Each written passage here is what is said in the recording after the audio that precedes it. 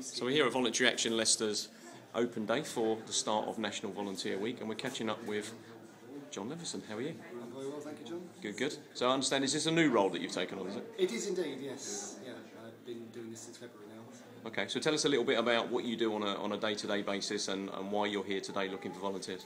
Well, my job is waste prevention advisor, so I'm involved in helping people of Leicestershire sort of throw less stuff away, either by recycling, reusing, or just not throwing it away in the first place, not needing to throw it away. And in order to do that, or in order to help us do that, we've got groups of volunteers. We've got the Waste Action Volunteers, which is a new scheme. We've got master composters who've been going for about 3 years now. We've got nearly 70 of those who work around the county. They do road shows, they attend fetes, they go to garden centres, and they're just experts that help people get set up with composting and just give advice. They can come around to people's houses possibly and help allotments. And what you're looking to do here today, because obviously it's the launch of National Volunteer Week now, so scan down your table here, you've got lots of volunteering opportunities that people can get involved in. We're really looking to make people aware of the volunteering opportunities we've got available. We're hoping to recruit some more Waste Action volunteers and master composters in the autumn.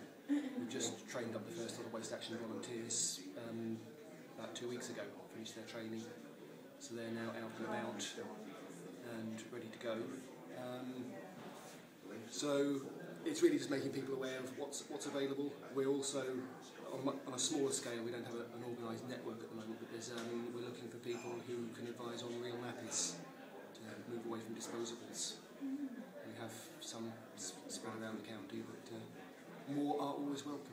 Well, I know we used real nappies on our eldest boy back in 1998, 1999. Yes. So that was at the very cutting edge, and so now it's probably a little bit more accepted or known than it was back there. It's still a bit fringe, but yes, and also they are considerably more user friendly than they were possibly even then, and certainly when my sisters were having children in the 70s. Absolutely. I think if you when you find out how long it takes for disposable nappy to decompose in a landfill site, I suppose that's when you start taking a little bit more interest. I mean, do you think things like recycling has now become more mainstream and away from that kind of, if you've got the money to recycle, then you do all the time? When will it become mainstream for people to do it, do you think? One of the things that we're hoping to do is move things onwards from recycling. Recycling has become, if not commonplace, then certainly much more towards the mainstream. And so we're now looking to get more into just waste prevention, because recycling is still waste in a way. Sometimes you get people saying, "Oh, I filled up the recycling box 3 times." It would be better if all the plastic bottles were reused rather than being put in the recycling. So, well, we've seen some great things with schools using plastic bottles for making greenhouses and things like that. We did something down at Inglehurst Junior School. That was great. Now, one thing I'm particularly interested in, because I know you're a busy man, get on. I'll just go down your poster here. All the kind of things that you're looking for people to do is that you've actually got this sort of write articles for your local magazine or newsletter. Are you encouraging people to write articles and send them to sort of community media, if you like, to sort of highlight what they're doing and spread the message about recycling? Yes, indeed. Yes, I mean, the composters certainly have done articles in local papers and newsletters.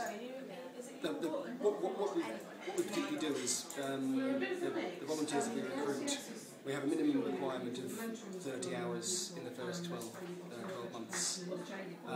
But apart from that, there's no stipulation, so if they want to spend that all doing road shows, they can do that. If they want to spend it writing articles, we've got one person that does a blog about nappies. So it's really just utilising other people's skills. It's encouraging people to kind of get involved and tell people what they're doing, isn't it, really? Indeed, yes. Yeah. So writing articles for newspapers is certainly a great thing for people to do. Brilliant. Well, John, thanks very much for agreeing to talk to us. Thank you, John. And good luck.